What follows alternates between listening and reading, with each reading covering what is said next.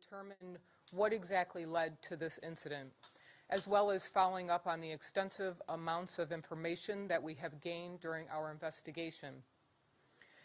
We have and are in the process of conducting countless interviews to learn everything about Ms. Woll's life, including any possible motive or opportunity to harm her.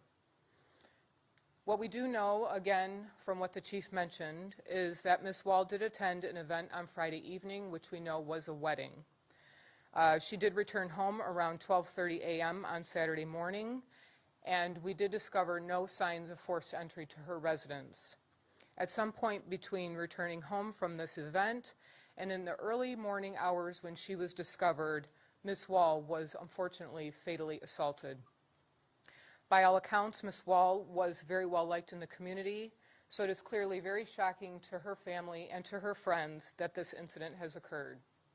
I'd like to extend our gratitude to the men and women of the homicide section, our partner agencies, for the endless hours that they have dedicated to this investigation. We are committed to our continued work with our partners to identify the person responsible in this incident. Again, the investigation is ongoing, and we continue to ask for the community's assistance in solving this crime, either through 1-800-SPEAK-UP or Rewards TV. Thank you. FBI, sir. Thank you, Chief. Good afternoon. My name is Chevalier Gibson. That's spelled C-H-E-Y, V as in Victor, O-R-Y-E-A. Last name Gibson with a B. I'm the special agent in charge here in Detroit for the FBI, which covers the entire state of Michigan. I want to thank all of you for being here today, and thank you, Chief, for this opportunity. I want to express my sincerest condolences to Mrs. Woll's family, her friends, and the community during this tragic loss. As stated by Chief White, we are providing technical, forensic, and investigative support during this DPD investigation. And I will say, if you have any questions with regard to the investigation or any facts thereof, I'm going to defer to Chief White at this time. And again, thank you guys for being here, and thank you, Chief White.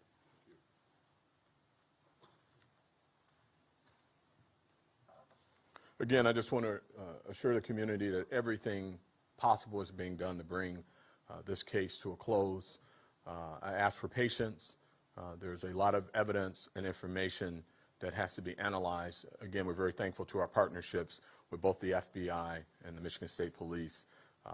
Access to crime lab activity and things such as that helps move this case along quite quickly. But we want to make sure that we don't rush and that we do everything to make sure that evidence is analyzed, search warrants are got up, and we bring this matter to close with the appropriate person being held accountable for these horrendous actions. With that, I'll take any questions. Hi, Chief Ryan Marshall, representing WWJ News Radio 950 here locally, CBS News, New York, nationally. Even though you did say that there isn't any anti-Semitic motive here, how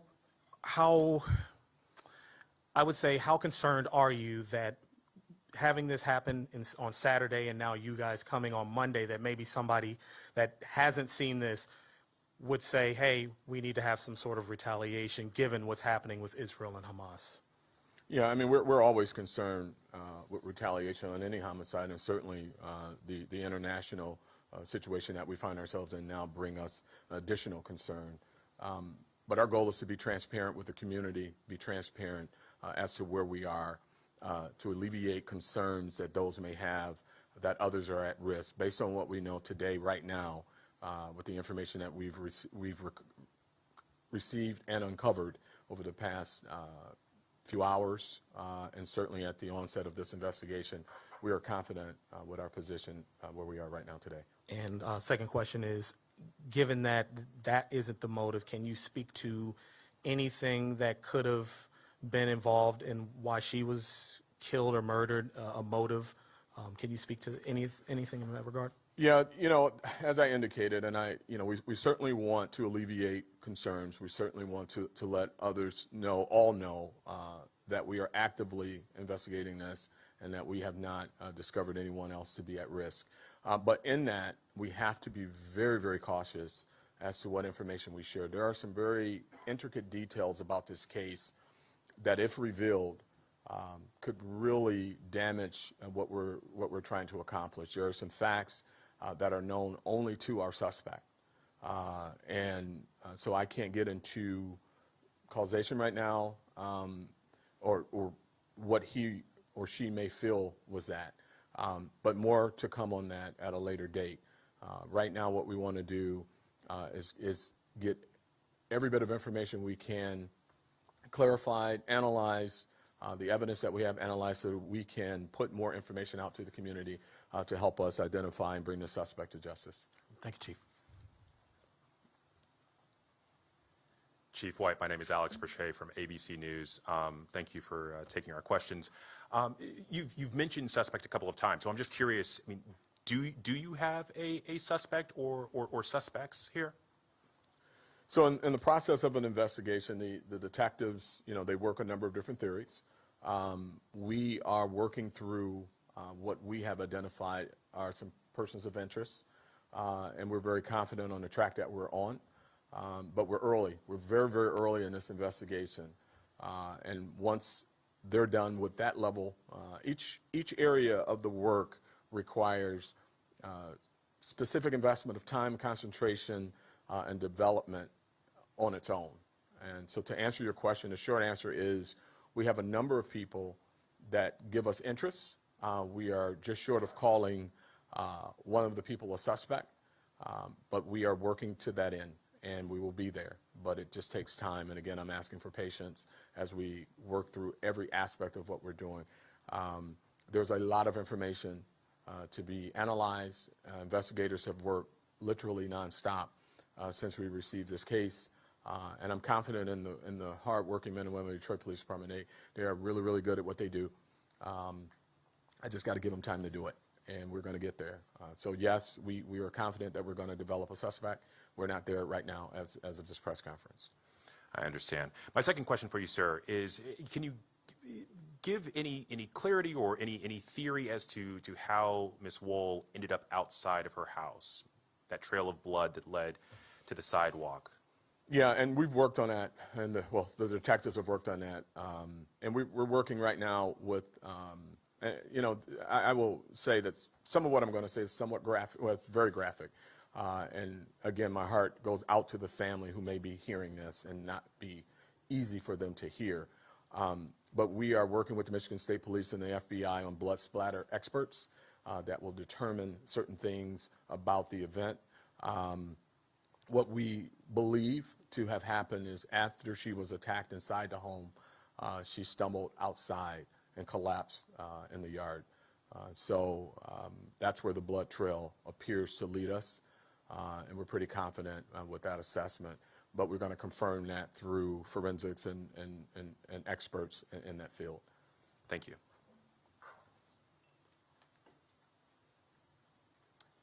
Hi, Chief. Jesse Kirsch with NBC News. Appreciate you doing this. You mentioned that she left a wedding around 12:30 in the morning and she was attacked inside the home. We've heard from sources that she did not have any defensive wounds. Did she leave this wedding alone? Yeah, I can't get into that. And your sources, I'm not going to confirm or deny that at this time. Again, a lot of, what sources don't take into account is how it could damage a case. And so I can't confirm or deny that. That's a very key part of our investigation that we're looking into. Okay, and just point of clarification for my second question here, that you said persons of interest, so no one is in custody at this point. So, no one is in custody. So if no one's in custody and you said you don't believe anyone else is at risk here, and you've stressed that you don't believe this was tied to anti-Semitism, but obviously people have jumped to those conclusions, and you've got someone still out there who you say is responsible for this. So what do you say to people who are still worried about their safety in the climate of what's going on in the world right now, and particularly Jewish, Muslim, and Arab communities? What would you want people to know about their safety if they are jumping to conclusions? Yeah, and so we certainly don't want folks to jump to a conclusion, but we certainly understand how one could arrive at those conclusions absent any information to the contrary, and that's why we're here today providing information on this particular case. We don't feel, as of this press conference, that there's anything that supports anyone else being at risk as it relates to a hate crime. We certainly know that this is a dangerous person, and this is why we're working tirelessly to identify a suspect and get the right suspect off the street. And once we get that development done, we will immediately push that out to our media partners as well as to our community partners to help us identify and bring this person to justice. Beyond that, we're going to continue to work hard and continue to push out transparent information so that the community is aware. Afternoon, Chief. Malachi Barrett from Bridge, Detroit. Yes, sir. I'm wondering, I mean, it seems as though the cause of death has been pretty well established as stabbing at this point, but I'm wondering if an autopsy has been completed and if you're able to tell us how many times she was stabbed or, anything else about cause of death. Yeah, this is going to sound like a rerun from me, and I apologize. I know you have a job to do, and I hope you appreciate we do too. That number is important for us to keep close. It could be the one piece of evidence that breaks the case open if we're talking to the right suspect that would know that no one else but the police does. So right now we're not going to release that information. And the autopsy, yes, an autopsy was completed. I don't think we have the results yet, do we, DC? We did receive the post, yes. Oh, okay, we do have the post now, but I can't release any information in it. Okay. And I know the timeline is still being put together, but I'm wondering how long she was potentially on the sidewalk or outside her home. Yeah, and and I'm prefacing my comments again, I can only imagine the heartbreak that the family's hearing every time I open my mouth about this case.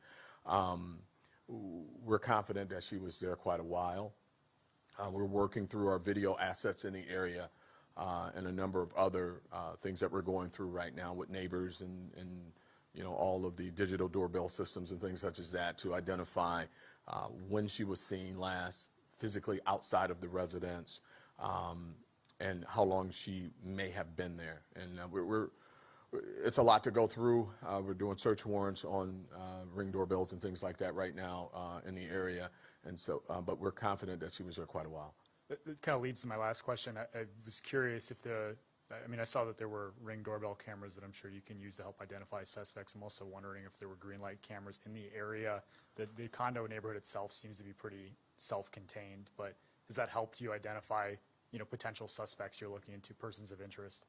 Yeah, so as you know, one of the provisions of the green light is that there's no facing of residential communities.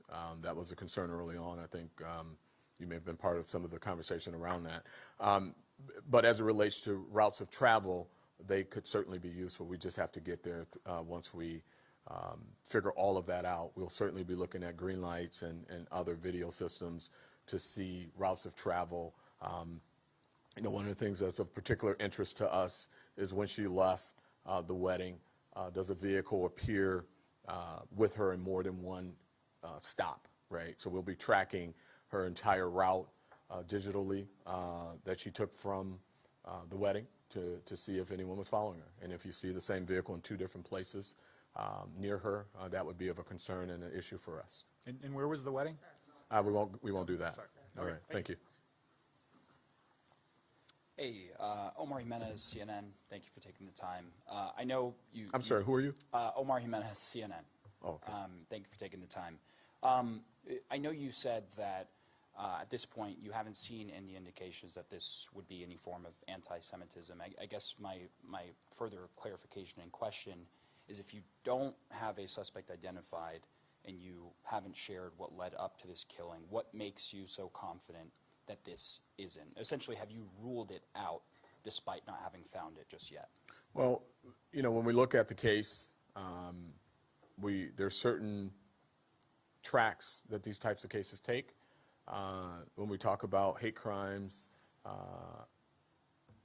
there's certain tracks that they take. And we have looked at this particular track, and we're confident with the information that we have right now that this is not. with what we have right now. But this is, a 2-day investigation that is ongoing. But, we were very cautious in making that declaration too early. We did a lot of work that gave us the confidence that we have now, that it's not as we stand here right now. We are working, we're not ruling out anything. Okay, let me be clear. We're looking at every aspect of this case, and we're going to go where the information and the evidence takes us. And right now, the evidence does not take us there. We do have another working theory that we're looking at, and where the evidence has taken us to, and we're going to exhaust that. And then if we get there and it takes us somewhere else, we're going to exhaust that, and we may be back here having a different conversation. But as of this press conference, we are confident with what we've seen and what we are saying. And my other question was, I know you're looking at a variety of a number of people of interest at this point. No one's gotten to that suspect level. Is it your impression, at least among the people of interest that you have, that this is someone that may have been known to her, or are we talking about someone that, may have come in from out of town or whatever it may be? We have not exhausted anyone as a suspect. Anyone. We are confident we're on the right track, but I'm not prepared to tell you the relationship between her and the suspect as of yet. I think it would be irresponsible at this point. We've got to give the investigators more time to detail out their investigation and pull evidence, and we will be back here to update the case. But right now, I think it would be irresponsible for me to say that. Thank you. Hey there, Reuven Fenton with the New York Post. Hello. Hello. Just to continue off what you were just saying, and you said you're not ready to speak about the relationship. I assume you also mean or lack thereof. In other words, is it also possible? You're not saying whether they knew each other or not. Exactly. I'm not confirming or denying what the investigation has revealed thus far. A minute ago, you spoke about you have a theory you're going with right now. I mean, is there in regards to that theory, in terms of motive? Well, maybe this is a kind of a moot point because you can't really speak on it. But I mean, can you elaborate at all about the nature of the motive, if you know what I mean? Like is it a motive pertaining to a desire one person had over another, and I don't know. Is there anything you can say about this working theory? Yeah, and I know where you're going. Yeah. And when I say theory, I don't want to characterize it as a cavalier assessment of information. I mean, it's beyond a theory. But what the investigators do is they look at the evidence, they look at all the evidence and a number of different things that we're not going to discuss today. Okay. And they begin to go down certain paths as to what is likely to have occurred, what possibly occurred throughout a course of events. And it starts with literally investigating every aspect of who she's been in contact with, her course of travel, who she interacted with, who was the last person she talked to, and all the way back, and develop suspects. And so in the course of doing that, you look at certain things such as, was this a home invasion? Okay, and then you either make the determination that it either was not, or maybe. What we have certainty with is that it wasn't, right? So now you start to shape the course of your theory. Then you look at, was this a hate crime? And again, you use that same, 3-step method. Is it possible? Is it yes? Is it no? And if so, what areas would you be looking for? And these are experts that do this. And we're confident that we have any indication at this point that that's the case. And then we go down the list of many, many, many things, from relationships to friendships to, you name it. We don't rule out anybody without verification that they're not a suspect, and that includes neighbors and everyone, And so that's where they're at right now. But as you do that, you build out a theory as to possibly what happened.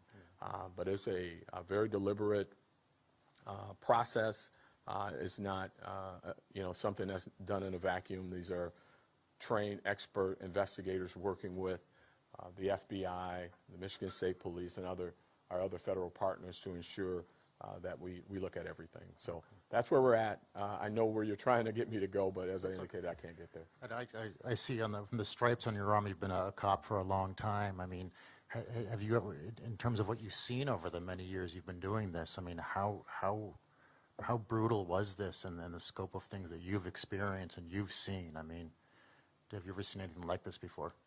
Yeah, unfortunately, I've seen similar things. Anytime that you have a loss of life in our community, it's a tragic day for us.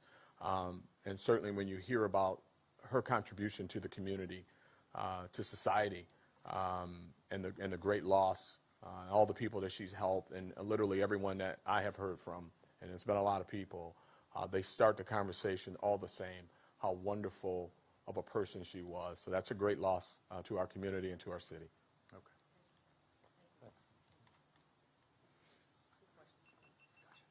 Hey, Chief, Victor Williams with Local 4. You have a lot of people living on Joliet Place who may still feel unsafe with the killer out there still. What would you say to them first off? Well, I've said it. I don't feel that they're at risk, but if they saw anything, no matter how small they may think it is, if they saw someone that's not known to the neighborhood, may have been there earlier in the week, if they saw anyone lurking around the area, certainly let us know. Any small moniker of information could be the break we're looking for in this case. Check your video cameras on your home. Share all the information that you have with us. Anything small or large, please make sure you share it with us. And can you at all reveal the location of that wedding at all? I'm sure it'll be out. I'm not going to be the one that gives it. Someone just got married and want to separate the two. The only connection it has is that she was there, and we'll be talking to folks about that in very near future. Gotcha. Thanks. Jeremy Edwards with ABC News. Just wanted to see if you could speak to if she had her cell phone on her, any forms of ID. She had her cell phone with her. I don't know if she had it Cell phone and ID. on the scene. Mm-hmm.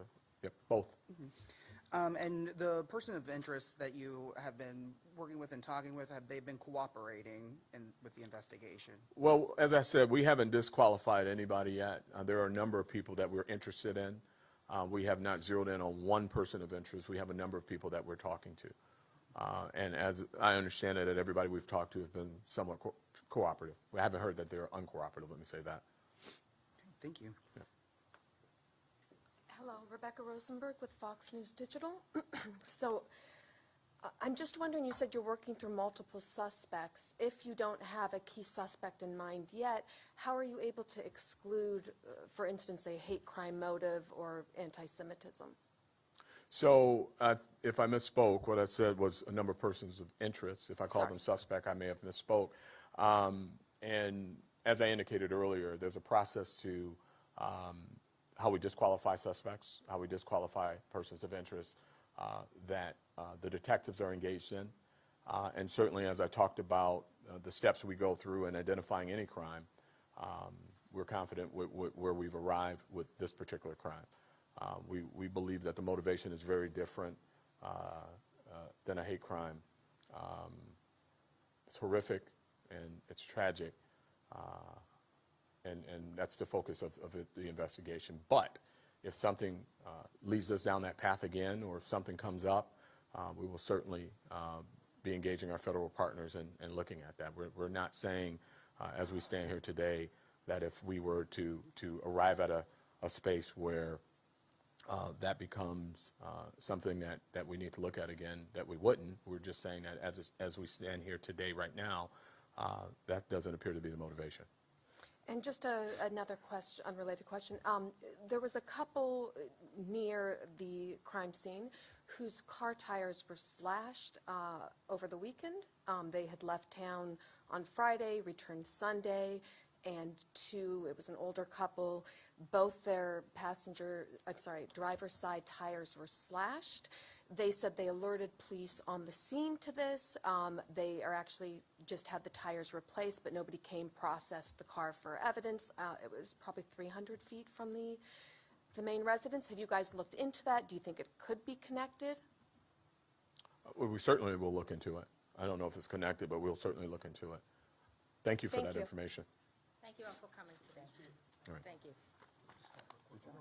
Is the federal nexus, I'm sorry, is the reason the FBI is involved just to see if it was a hate crime, or is there some other federal nexus involved in this?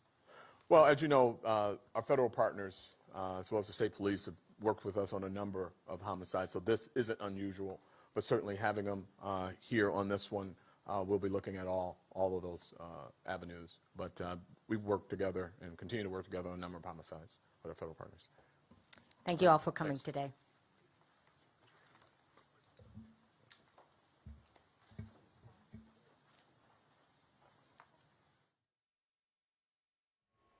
All right, that was Detroit Police Chief James White speaking about the investigation into the murder of Samantha Woll, a Detroit synagogue president. We're going to have more on this coming up a little bit later on News 10 at 5:30. We hope to see you then.